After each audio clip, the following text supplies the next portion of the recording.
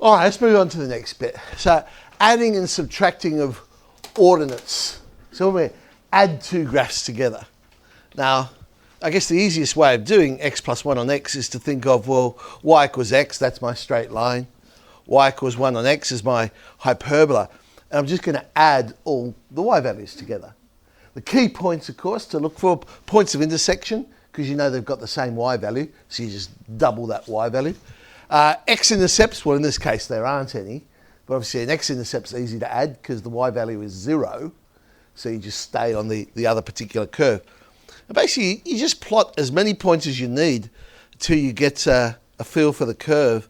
So there's the point of intersection on the right hand side and the left hand side, and I just keep adding different points. Other key ones would be stationary points. I don't have any on this one, but you add stationary points together, things like that. If you see where these points are located, it kind of makes sense, because we're saying to the line y equals x, we're adding 1 on x. Now we know as x gets bigger and bigger and bigger, 1 on x is getting closer and closer to 0. So therefore, what we're adding to the line is getting smaller and smaller, so we must be getting closer and closer to y equals x. Y equals x turns out to be the oblique asymptote on this one. So, whoop, there we go. There's the red curve, x plus 1 on x. Things to keep in mind. Okay. Discontinuities. If one of those functions that you're adding together has got a discontinuity, it's going to remain. And our example we just looked at is a good example of that. Let's just go back there. Because the hyperbola had a discontinuity at x equals 0, and my new graph did too. I mean, if it's not in the domain of 1, when I add them together, it's not all of a sudden magically going to go in the domain. We can't add them together because it's not in the domain of 1. And so, yeah, so there's a couple of examples, x plus 1 on x, 1 minus 1 on x. Whenever you've got those vertical asymptotes, they will stay.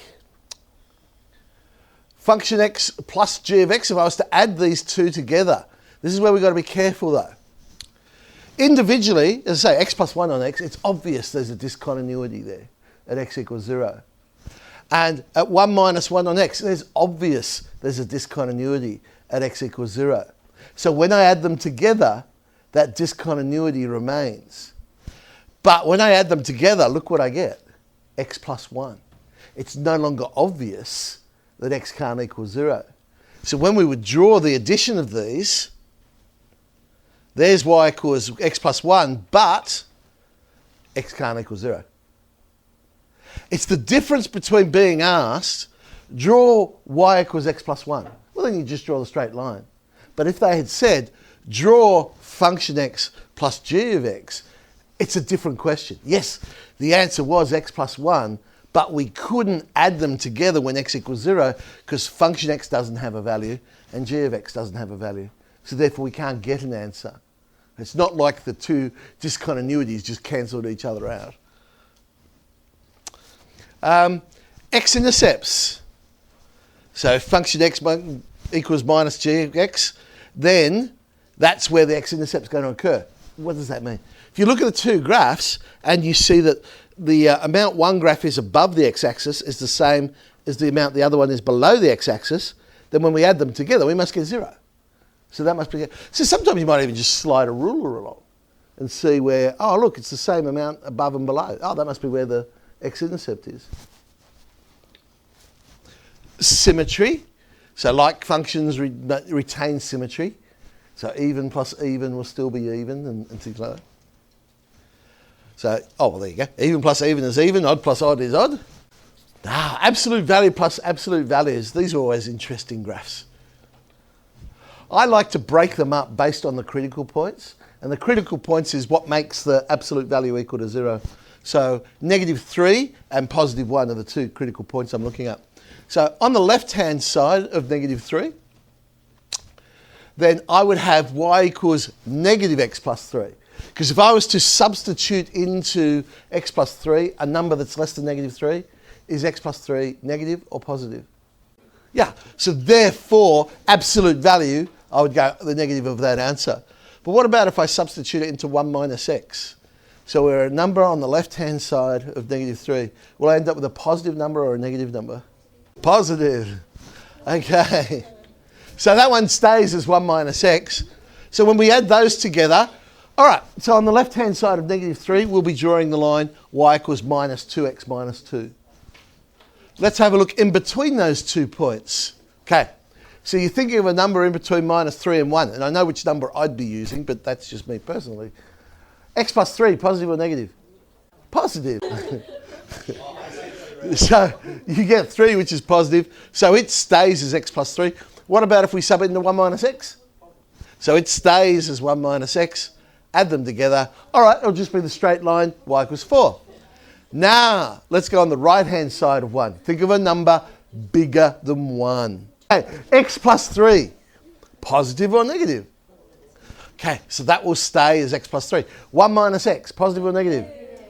So it will become minus 1 minus x. So on the right-hand side, we'll draw the line y equals 2x plus 2. So all right, there's the left-hand side of minus 3. And there's the straight bit in the middle. And there's the right-hand side. And we get this interesting sort of, well, I don't know, what is it? Yeah, it is a bit of a cup, isn't it? Yeah. All right. If you have to draw 2 functions, but one's subtracted from the other, I tend to still do addition, but draw the graph y equals minus gx. So do that reflection first, and then add them together. So x minus sine x.